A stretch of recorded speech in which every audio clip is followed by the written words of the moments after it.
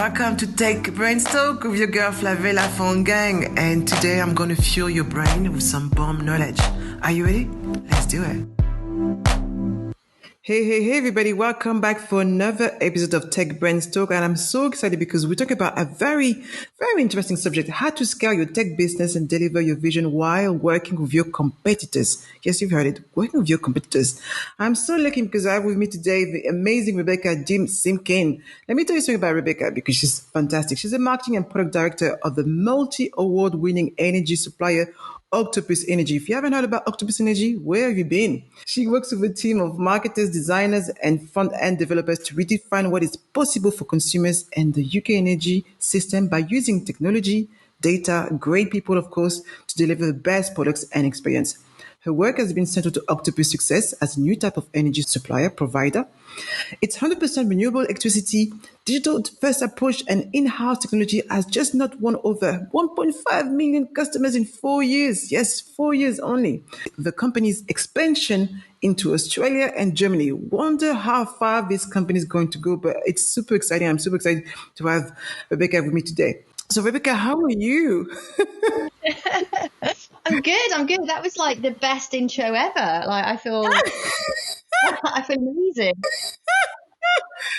Well, I'm trying to do my best, and I'm so glad that we're doing this. Okay, I think it's super important. People have never thought about this approach with how on earth can really, when you think about your vision and you working with your competitors, and you guys have done it so well. So, really, I want to start with talking about the vision. Let's start from that. What is the vision of Octopus, and how is that shaping really everything that the company does? So we're, as you said, is 4 years old. We're an end-tech pioneer. So we were set up to bring cheaper, greener power to everyone. Mm-hmm. We felt that the energy industry was broken, that it was dominated by a number of big historical kind of quite slow moving suppliers hampered by old systems, and we thought that there would be a better way of doing energy in a way enabled by technology to bring down prices, offer greener power to everyone. We need to move to a world where renewable power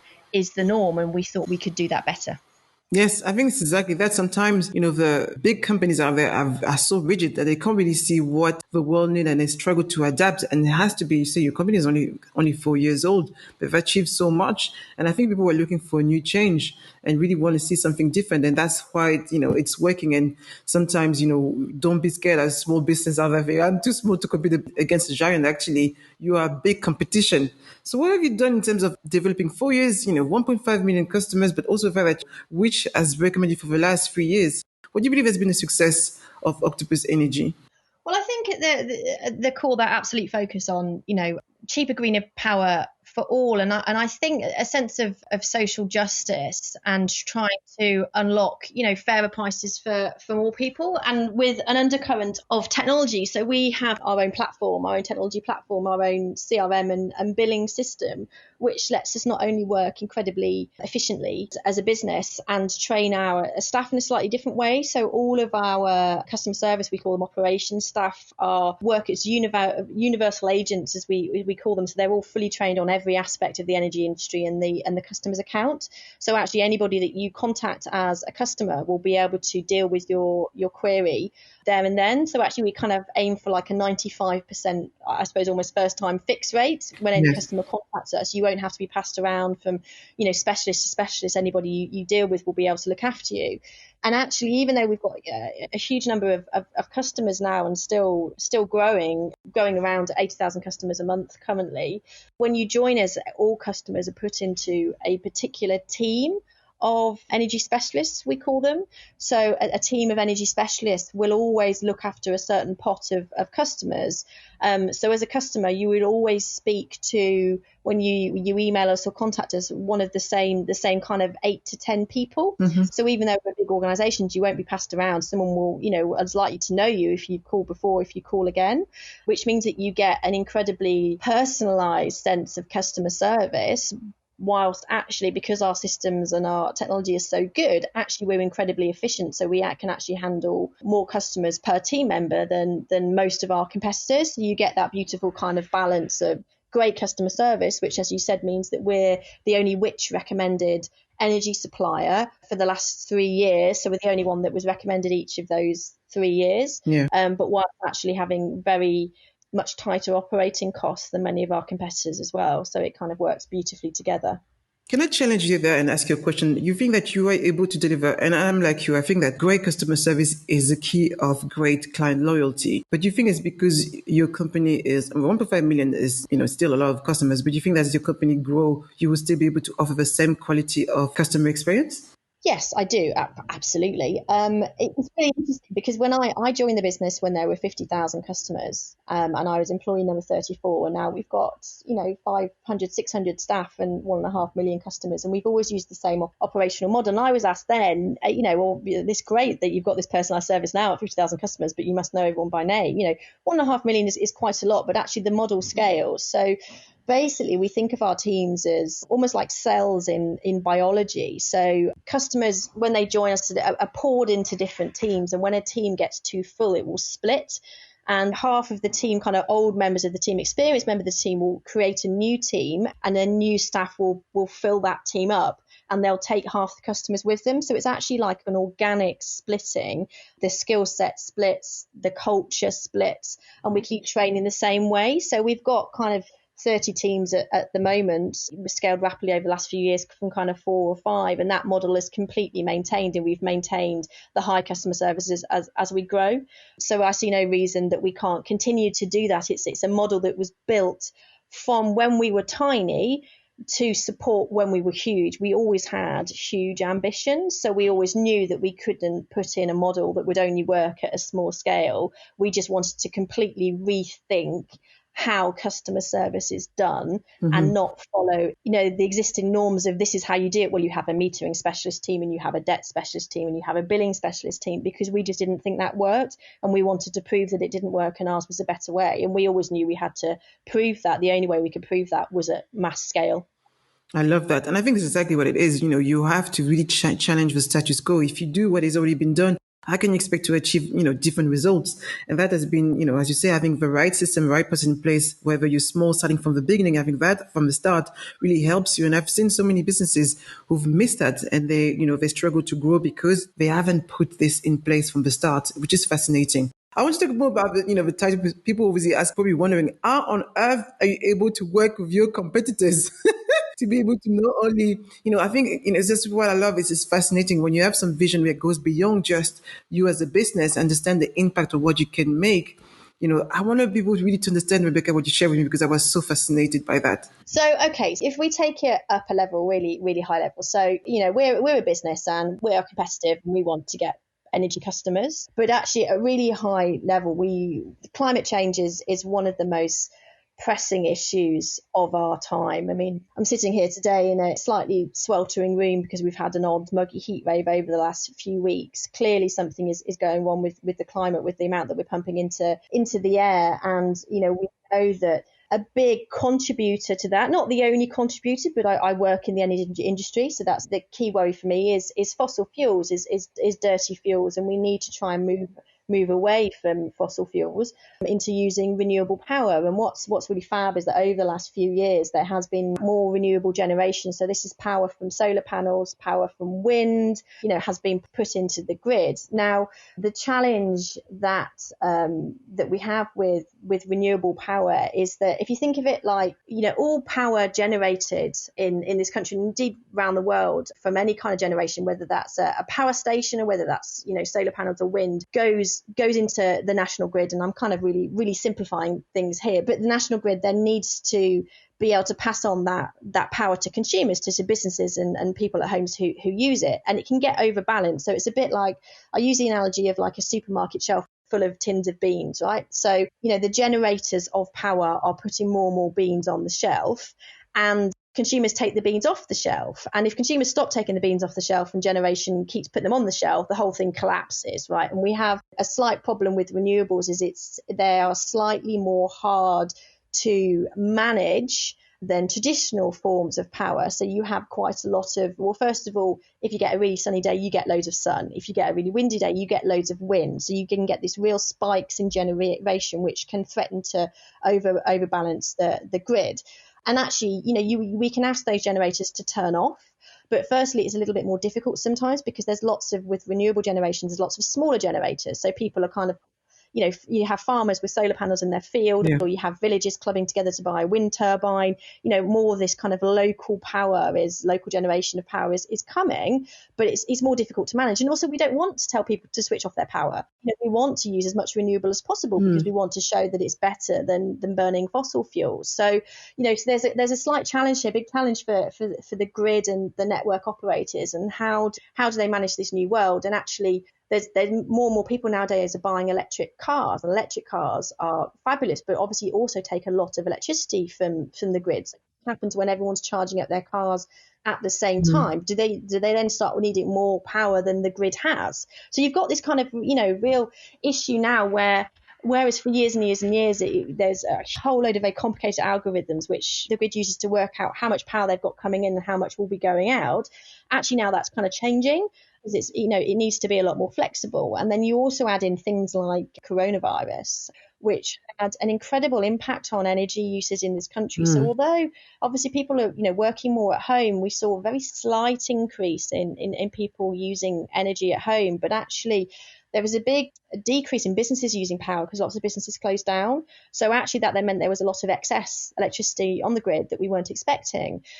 So one of the things that we've done our technology actually enables us to pass on some of that power to our customers. So actually, the price of electricity on the grid changes every half an hour depending on supply and demand. So it's a bit like, peak and off-peak tickets on the trains. Now, usually an energy company doesn't charge customers a different amount depending on when they use power. They just kind of wrap all the power up and they hedge it, and then they sell you a particular price per kilowatt hour. But actually our technology means that we can offer customers a different price for the electricity depending on their use it. And electricity tends to be cheaper when it's greener. So when there's a lot of greener generation on the grid, it's often really, really cheap. So we, during coronavirus, have actually run trials where we offered 100,000 customers the opportunity to be paid for the electricity they use, because sometimes the price on the grid even goes below negative. And I think we saw this with oil prices during coronavirus, because there was such a drop-off in I think cars using petrol. You actually had oil tankers like full of oil needing to get rid of it. So actually, we're paying people to take it off their hands, and it's been a similar situation with the grid. So we actually, paid people to use power, to actually show that the world in future, we actually can ask customers to use electricity when it's cheaper and when it's greener, when it's abundant. And actually, with things like batteries or things like EVs, you can actually use them as storage solutions. So there's trials going with EVs, for example, something called vehicle to grid, where actually can you use your car as a battery, and can you fill it up with power when the power is really cheap and abundant, and then you can use the power from your car to power your house when there's less power. And this is something that we're doing with UKPN, who are the network provider in the south, but OVO Energy, one of our competitors, is doing something similar in the north and in Scotland. And there's a whole load of energy companies kind of looking at how they can support the energy industry in moving to a new world where renewable power is the means, and actually we're more flexible with how we use our electricity. I'm sorry, that's a very long answer. I think it's interesting. Yeah. It's a great answer, though. People need to understand the full picture. Yes. As I said, we're working with competitors. I think we would say that we are working with the energy industry, that we're all in this trying to make a difference, right? We need to fight climate change. I've got children. I've got 3 children. I want to leave them a better world. Yes. And it worries me that, the world that I thought that I would be giving my children isn't the world that I'm bestowing on them, and actually that I have an opportunity to, within my industry, kind of pioneer that change towards using a world of renewables, and actually certain things needs to happen. And whilst we have technology that other businesses don't have, so there's some things that we can do that other people can't, and it is a competitive market, but actually there's a huge amount of, of sharing of insight and information, and working with the national grid and working with policymakers and understanding what we can do to really change the energy infrastructure, not just in the UK, but globally. So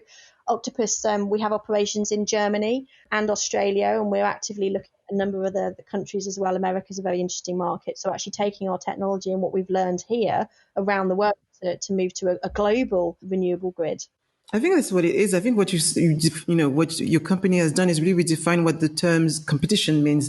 And I think people need to start thinking about the competition as partners. In the world of agency for us, agencies collaborate all the time because I think we understand where we're strong at, where we're not strong at, and collaborate because when you understand the bigger picture and when you work not just for profit, but actually to change, for the vision that we're trying to change, then you will work alongside one another for the bigger purpose, for the bigger vision and everything else. And I think that really defines why, Octopus Energy have done so well, which is about really defining anybody listening to this right now.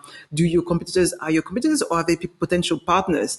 And you can really tap into that, really to also find a way to really innovate as well, if it is that, or maybe just improve the reach to new customers. Yeah, absolutely. Yeah, it's something that you say, Rebecca, at the beginning, I actually use that in your bio. You say it's about technology, data, and great people. I wanted to ask you more details around great people because in terms of choosing great people to work for your company, do you shape them into becoming great people or do you look for something about them that will make you choose to, okay, this person fits really well with Octopus Energy? What is your approach to choosing the team of Octopus Energy? So I think we look for brilliant people who will fly in the environment that we give them.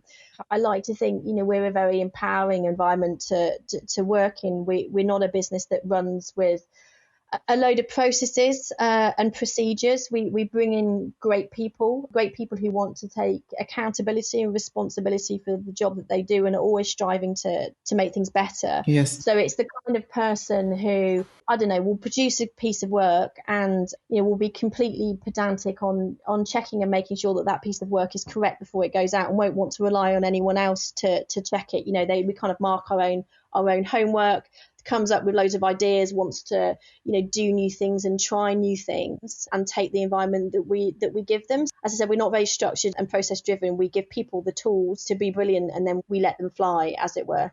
Yeah, I love that. I think that it's something I have similar approaches. For me, is that if I'm behind you, micromanaging you, then I'm stopping your greatness. And you have to give people the right tools to be able to do their work properly and then give them the trust and confidence, especially as you say, for COVID-19, really had to reevaluate how we work on, social distancing. So if people don't have the right tools, as you say, to work effectively and you have to be behind them, that is not effective and doesn't help you to grow. Yes. I'll just ask you a last question related to energy. What do you think is, looking at the energy and looking at how things are changing this pandemic? I don't know if it's short term or long term. We still haven't really clearly seen the repercussion of what we're living right now.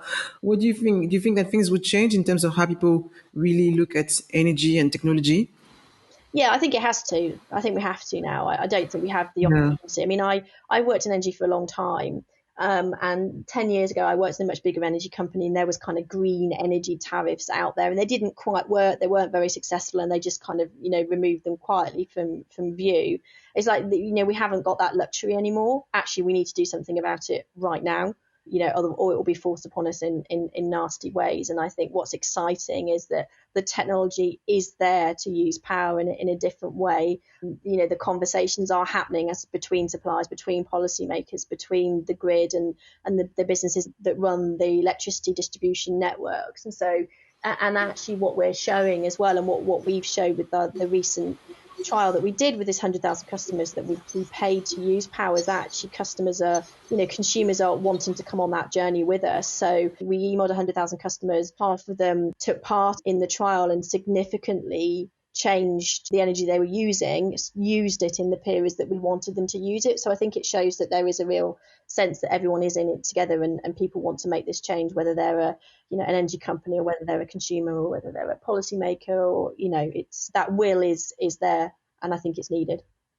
And I love what you're saying, the approach of really involving your customers in product innovation. And I always say to people, that's really how you build brand advocates. The more you involve them in your ideas and sharing your vision and your story where you want to go, the more they're likely not only to recommend you, means that the cost of acquisition really reduces almost to none. And I think that's what it is. Rebecca, tell me if I'm wrong. Yeah, absolutely. I mean, I like people, I like customers. I think about humans and how do you create a product which humans want to take from you, and how do I interact with other humans, and whether that's a human that is in my family or my friends, or with a human who takes a product from me. I want to talk to all of them all the time, and I'm always looking after customers. So I every day I will go in and answer emails from customers, just general emails, not as Rebecca director, just as kind of Yeah. people saying, we all have, and that's very important at Octopus as well, that everybody has.